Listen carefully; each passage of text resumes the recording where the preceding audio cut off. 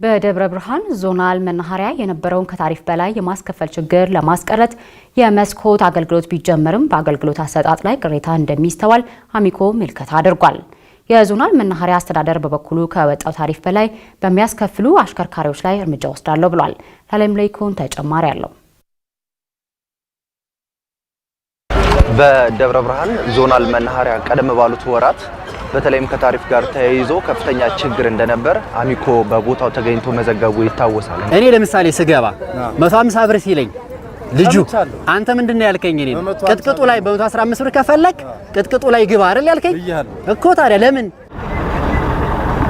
በቅርቡ ምን ጀምረው ትኬት ኮሪደር አለ፣ ወደ ፉካ እናወጣዋለን። አሰራሩን ትኬት ቆርጦ ወደ ግቢ እንዲገባ ማድረግ ስራ ግንባታ ማቴሪያል እያቀረብን ነው፣ እሱን እንጀምራለን። ይህንን ችግር ለመቅረፍ የፉካ አገልግሎት ወይንም የመስኮት አገልግሎት እዚህ ጋር እንደምናየው ተጀምሯል። ነገር ግን ምን ያክል ውጤታማ ነው የሚለውን መመልከት ያስፈልጋልና ወደ መናኸሪያ ውስጥ ገባ ብለን ያለውን የታሪፍ ሁኔታና የትኬት አቆራረጥ ስርዓት የምንመለከት ነው የሚሆነው። አብራችሁን ቆዩ።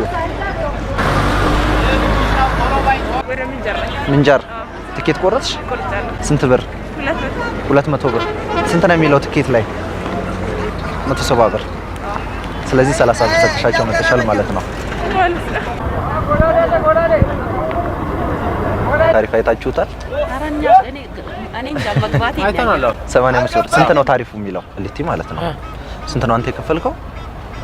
180 ብር። 180 ብር። ያጣይ ስንት ነው አሁን የወጣው ታሪፍ? 140 ይላል ቲኬቱ ላይ 140 ይላል አይደል? ስንት ነው እናንተ ነው የሚቀበሏችሁ? 200 ብር።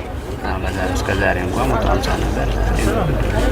200 ብር ነው ክፍያ ኖርማል ማለት አሁን እናንተም ማህበረሰቡ መረጃ ስታደርሱ ቲኬትና የሚከፍለው ክፍያ ተገዶ ነው የሚከፍለው ማህበረሰቡ። ይሄንን ፎርዋርድ አድርጓል። ተመሳሳይ ስለሆነ ማለት ታሪፍ ተነገራለ ከብለን ያለው ተባለ ፌክ ነው የትም መስኮቱ። ስለዚህ ዝም ብሎ ነው ማለት ነው። ዝም በቃ እኔ 100% ምንም ፌክ ነው። ከተመለከትናቸው የትራንስፖርት መኪናዎች ውስጥ አንድ ቦታ ብቻ ነው በአግባቡ ታሪፍ ተከፍሎ ተሳፋሪዎች ገብተው ያገኘ ነውና ሁሉም ማለት በሚቻል ደረጃ ውጭ ላይ ሌላ አይነት ታሪፍ ይጻፋል ትኬት ላይ። ነገር ግን የሚከፍሉት ተሳፋሪዎቹ ከዛ ጨምረው ነው። ሰሞኑን በተለይም በሰሜን ሸዋ ዞን አካባቢ በርካታ ሰዎች የሚሳተፉባቸው ሃይማኖታዊ በዓላት በመኖራቸውና የትራንስፖርት እጥረት በመከሰቱ ይህንን እንደ መልካም አጋጣሚ በመጠቀም ታሪፍ ሲጨምሩ ነበር የሚሉት የመናኸሪያው አስተዳደር ቡድን መሪ አቶ ስዩም ተፈራ፣ አሁን ላይ ግን እርምጃ እየወሰድን እያስተካከልን ነው ብለዋል። በዚህም የማይማር አሽከርካሪ ካለ ከስምሪት እስከ ማገድ እንደርሳለንም ነው ያሉት።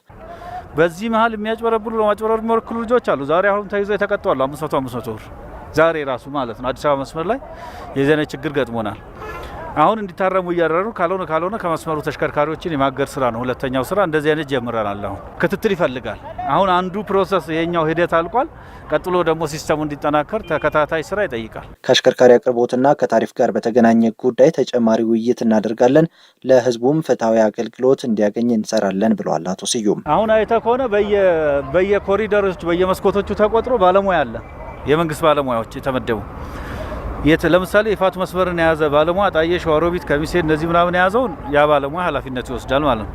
አዲስ አበባን የያዘውን ደግሞ አዲስ አበባ መስመር ያለ ባለሙያ ኃላፊነት ይወስዳል ማለት ነው። ለነገሩ ደግሞ አጠቃላይ ከሁሉም አካላት ጋር እንወያያል። ምንድነው ያለው ክፍተት የሚለውን ባለፈው አንዱ ውይይት አድርገናል። የተወሰኑ ለማስተካከል ሞክረናል። ከተሽከርካሪ አቅርቦት ጋር የተያዘ ችግር፣ ከዋጋ ጋር የተያዘውን ደግሞ ነገ በዝርዝር ለመነጋገር እንሞክራለን። ነባር ሙያተኛ ነው፣ አዲስ ሙያተኛ የለም እዚህ ግቢ ውስጥ።